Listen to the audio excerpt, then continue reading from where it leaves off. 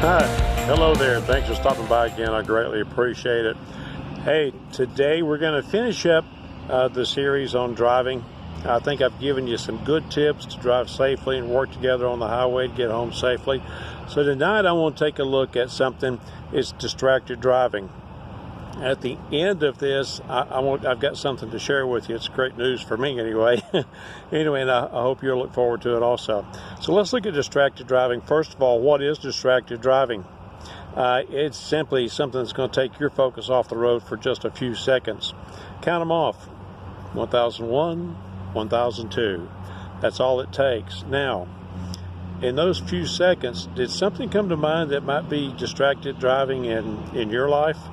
If it is, I'm going to leave that in your lap and let you decide what you want to do with it, okay? So, let's move on. Now that we know what distracted driving is, I'm only going to focus on telephone usage as texting and talking on the phone. That's all I'm going to do, because that's the biggest issue that I see out there. I promised you statistics last week. Here's a couple things that I found. One was up in Canada. Canada announced that they have 5 times the amount of accidents related to texting and driving as they do drunk driving. That's a big number. Michigan has statistics that say texting while driving increases accident chances by 83%. That's huge. I can't believe it's that high, but it is. So I think that number right there in itself is a call to action for us to look out for ourselves personally and to look out for hazards on the road with folks that are texting and driving. I had a girl pull up beside me one day, and she was back and forth with her speed. She wasn't consistent with it, and so I looked over to see what was going on, and because she kept drifting in my lane, and she was texting while she was driving at 65 miles an hour. Now, she got the air horn. She did that 6 times, and so every time she did that, I gave her some air horn. It took the 6th time of hitting that air horn before she even acknowledged my presence there. And here I am, 13 and a half foot tall, 72 feet long, and she doesn't see me? Really? You're pretty involved in your text if you can't see me. So at that point, she looked at me like I was from Mars or something, and she sped down the highway and to get away from me, and she continued. From my observation point, I could see she just continued her same habits. So when you're driving up and down the highway, I know you're going to see what's in front of you, what's going on there. Take a look in your rearview mirror and see what's going on back there, because there could be stuff going on back there that you're not even aware of, and somebody could be a hazard to you. I saw a situation, I forget what state I was in, but it just happened, and the first responders were just arriving, where someone had rear-ended a semi, and I'm going to guess it was distracted driving. They rear-ended that semi that hit the driver's side headlight. The bumper of the trailer went between the passenger and the driver, ended up in the back seat behind the passenger. I think it's safe to say there was a personal injury there in that situation, if not a fatality. And I don't want you involved in something like that. The worst place in the world to have a family reunion is going to be in the emergency room. It's just not a good place to go. And we want to stay out of those places. I want you to be safe as you drive up and down the highway. I want you to be aware of what's going on around you and people who are possibly texting and driving. I heard a report of an officer who took a report where a lady was sitting at an intersection. She was texting at a red light, and she looked up, and she was going to turn right. She looked up and saw the light was green, and she gave it gas and went around the corner, hit a pedestrian, because she wasn't aware of her surroundings and her situation, what was going on around her. And she was just focused on, uh-oh, the light turned green, I got to go. And she hit a pedestrian. That's a bad deal. So we need to be aware. We need to stay focused. There was a situation that's talking about how little time it takes to have an accident or be in a situation. I talked to a guy who's on one of those crews that stripes the highway. And the first vehicle you come to in that little convoy is a vehicle that's a safety vehicle. Has that implement on the back of it to cushion from a blow to protect the co-workers in front of him.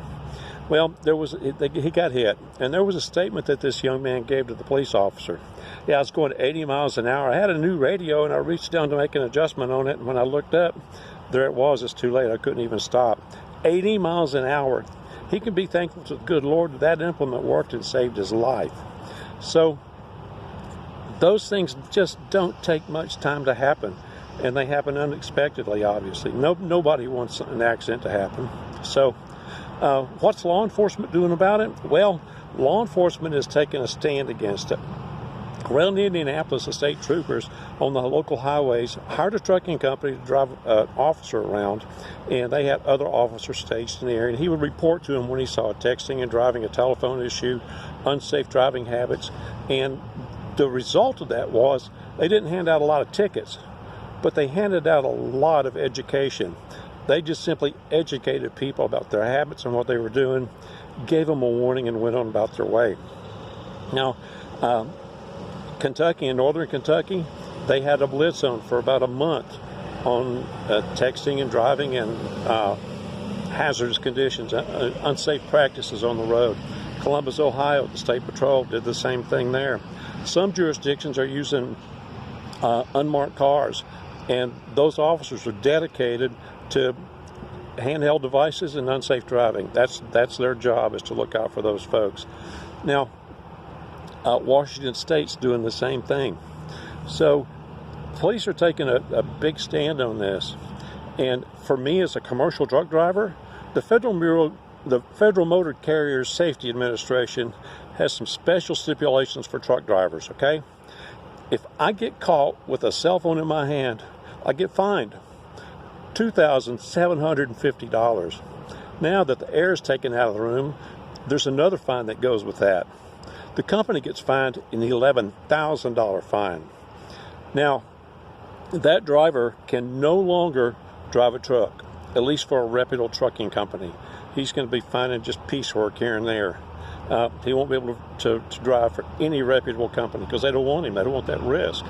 So those are how important that the law enforcement looks at texting and driving and handheld devices, things like that.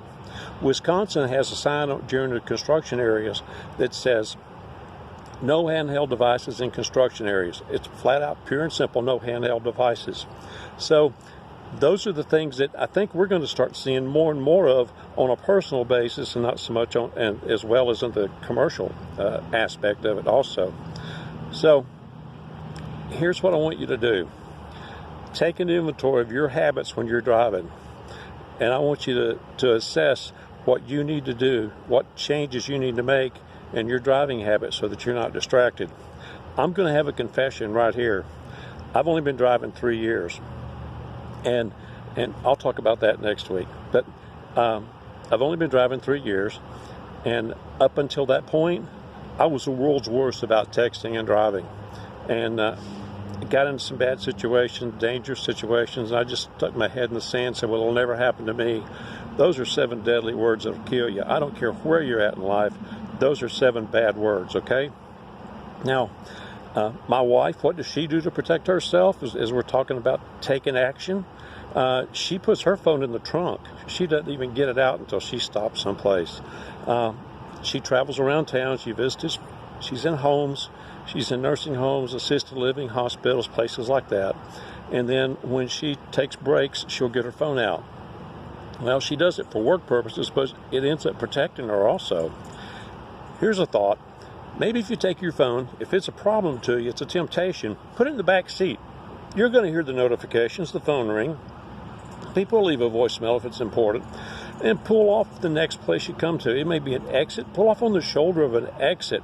New York has tech stops on the highway where you can just pull off the road and you're safe and you're out of any harm's way and you can take care of business.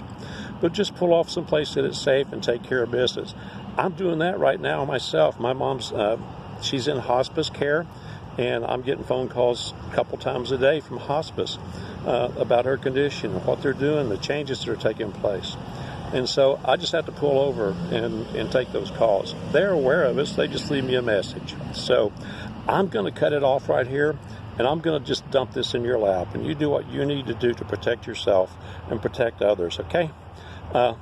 My granddaddy was a preacher. My daddy was a preacher. And I don't want to be preaching at you, okay? I appreciate those guys. They were wonderful men. And so we're going to let it go there. All right, now for the announcement that I have for you. In September, I was awarded Driver of the Year for our company. Hooray for Buddy, okay? And I got a phone call last week from the boss lady, and one of the privileges that I have as Driver of the Year is I get to participate in Wreaths Across America. And what it is, it's a bunch of truck drivers come in, they bring their trucks in, we load them up with wreaths, and we take them to Arlington Cemetery to be distributed. The wife is going to go with me. You're going to get to meet her. And we're going to document this event, and so I'll be sharing that with you. That probably won't be the weekly post that I do. It'll be just a bonus post. So that's coming up in December 10th through the 16th. I look forward to that. Well, I started out this morning. I heard it was supposed to snow up in Arcadia, Wisconsin. I got up there, the sun was shining, and no such snow. I talked to the security guard there. He said, no, it's coming tonight. So I missed the snow, my first snow of the year, and I missed it. Oh, well. All right, guys, y'all take care. I hope you've had a great week. If you find this informative and good information, let me know. Give me a thumbs up. Subscribe if you like the content, you want more of it. Give me suggestions if there's things that you want to hear about. Let me know, and I'll be happy to take a look at that. Like I said before, I'll probably give you the wrong answer, but I'll take a look at it, okay? All right.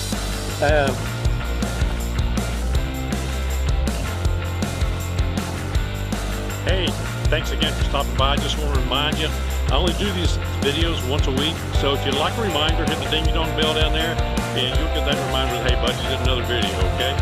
Guys, I appreciate you.